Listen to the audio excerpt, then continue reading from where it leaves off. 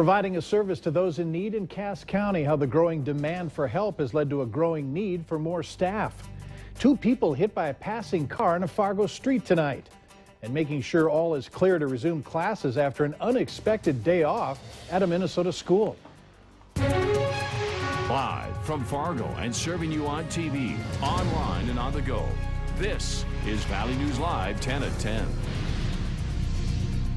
We begin tonight with a story that is new at 10. Good evening, everyone. Thanks for joining us tonight. Stephanie is off. The word from Pelican Rapids, Minnesota is that a boy broke his pelvis after being run over by his school bus. A police officer told me a few minutes ago that it happened in the back of Pelican Rapids High School this afternoon. Now, the officer said that the boy got off a bus, was running when he fell. Another bus ran over him. He was taken to a local hospital. His name and condition are unknown. Earlier this evening, a father and his 5-year-old daughter were injured after being hit by a car. It happened around 7 near the Ramada Plaza Suites along 17th Avenue South and 43rd Street South. The driver in the car didn't look their way, turned, didn't see the 2 people walking. Police on scene said that they both appear to have been injured, both of their legs, and were brought to Essentia Hospital. Their conditions are unknown at this time. Work by the caseloads is being tacked on to Cass County social service employees, causing delays. Social service officials tell us that with area neighborhoods growing, so is their clientele, and a shortage of workers keeps them playing catch-up. Valley News Team's Christina Craig tells us about a plan to resolve this issue. Helping more than 11,000 families in the community is stretching Cass County social workers thin. We got overtime issues. If we hire some people, maybe we can cut some overtime. Since 2007, their caseloads have nearly doubled. However, their employee rate hasn't kept up. The director of the program says as a result, if you call and leave a message, workers are not required to call back immediately. In fact, they have 3 days to pick up the phone. On some days, there's hundreds of people in our lobby, and they're waiting to get to the front desk, okay, to hand in their applications. So they're asking for help and so forth. And there's a lot of stress on people when you can't help them. Help they won't get anytime soon. But social services is trying to change that by opening 2 new positions this year. If we have people in the lobby, they can assist them, look over their applications before they're ready to hand them in. Then the front lobby people also assign cases. They also schedule appointments. Making the process move a bit faster and hopefully not adding numerous hours on the clock. In Fargo, Christina Craig, Valley News Live. Social Services is also looking to have a consultant put together a workflow study this year to learn from their weakness. But after that, there will be further discussions at their next meeting on Monday. I want the world to know I'm not the beast. That's what James Yonke told Valley News Live just before he walked in for sentencing today. 8 months ago, Yonke was driving drunk near Hillsboro, going 140 miles per hour with 2 young sisters in the car. Yonke lost control on a rough stretch of road, crashed. The girls were killed. Family members of the girls say they feel relief knowing that Yonke is behind bars. This gives us peace of mind that I don't have to, drive around and shop at the same grocery store, with my kids, seeing the guy who killed their mom. Yonke will spend 15 years in jail, another 10 years on probation. Yonke's attorney tells us they might appeal the sentence, hoping to get out in 10 years.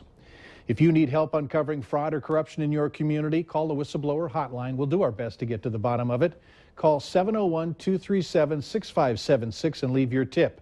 A member of our investigative team will get on the case and go to work to expose the truth. Your favorite pair of jeans could soon be a few bucks cheaper in North Dakota. If approved, Senate Bill 2223 would eliminate a clothing sales tax and then reimburse the city where the clothing was bought. We talked with shoppers in downtown Fargo this afternoon who don't think much about the sales tax on clothing in the state. But I know that I've definitely made decisions to shop in Moorhead because I know that it's going to be a little bit cheaper.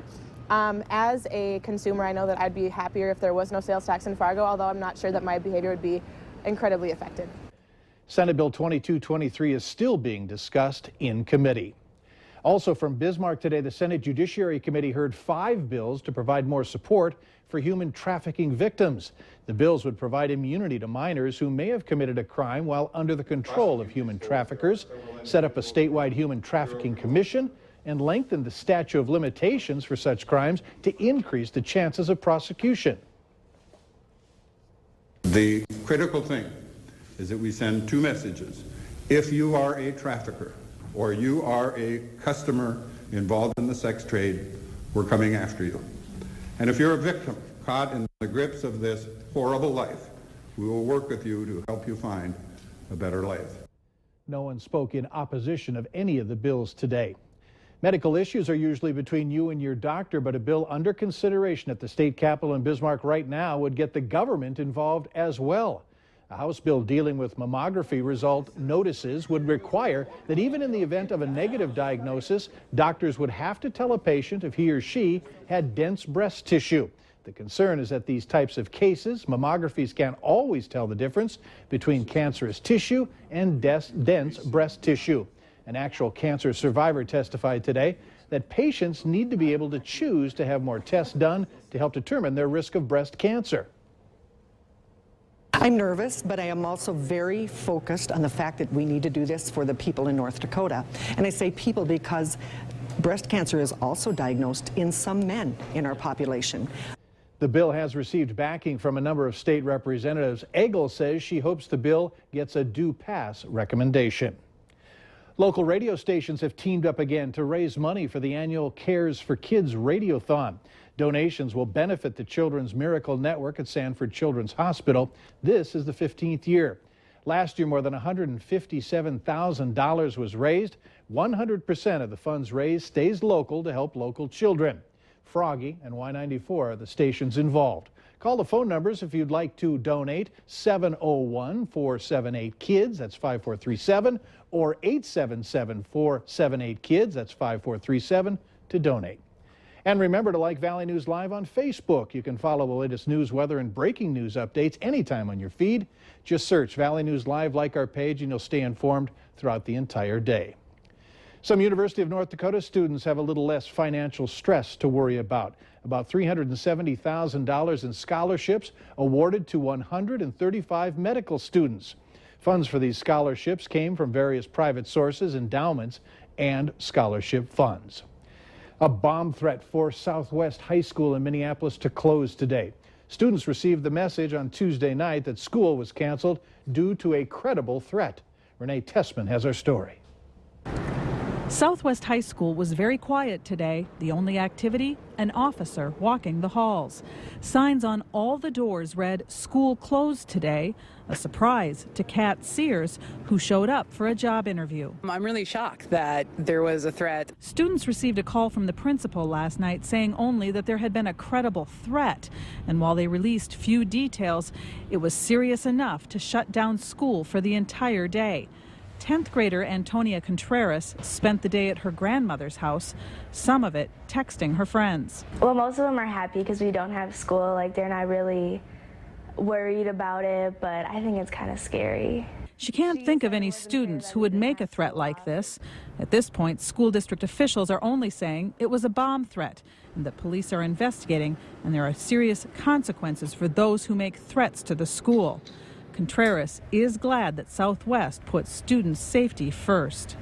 It's better to be safe than sorry. And still, students will return to school tomorrow. Valley News Live 10 at 10 continues with No Wait Weather. A couple of school-related announcements. Lake of the Woods in Baudette, school and buses 2 hours late. They say it's because of rain and maybe some icy conditions there. Also, Marshall County Center School, same there, 2 hours late. That's in the Warren area, all in that northern part of the valley. Yep, northwest Minnesota, temperatures cold enough there for freezing conditions. Now we're holding on to near freezing here in the southern valley, and things aren't quite as slippery, but still, it's a concern as we go through the overnight hours. Mike, here's a look at the latest. And again, slippery conditions being reported from that Baudette area on through northwest Minnesota and actually all the way out into the Lakes country. We're hearing reports of some slippery conditions. So do use caution if you're traveling late tonight and make sure you get up with the valley today. the latest on any cancellations, closings, or delays. A freezing rain advisory was issued by the National Weather Service for the northern Red River Valley down into the Minneapolis area for just a lot of that mist, freezing fog, freezing drizzle, and light freezing rain across these areas. Now here's a look. Visibility is improving. Even in our easternmost counties, we still have some of that low clouds and fog around, but most of it's starting to clear with northwest winds picking up. Take a look at these temperatures and I'll show you that sub-freezing temperature for Baudette, Roseau, Thief River Falls, Grand Forks out to Devil's Lake and Jamestown. Just dipping below freezing here in the Fargo-Moorhead area at 31 degrees. Elsewhere, we're hovering at that point. So anywhere these temperatures are near freezing, we could certainly see things get a little bit more slippery as we head through the evening hours. Notice this thin layer of clouds that we see here. Well, actually, there's some cooler, drier air trying to push in.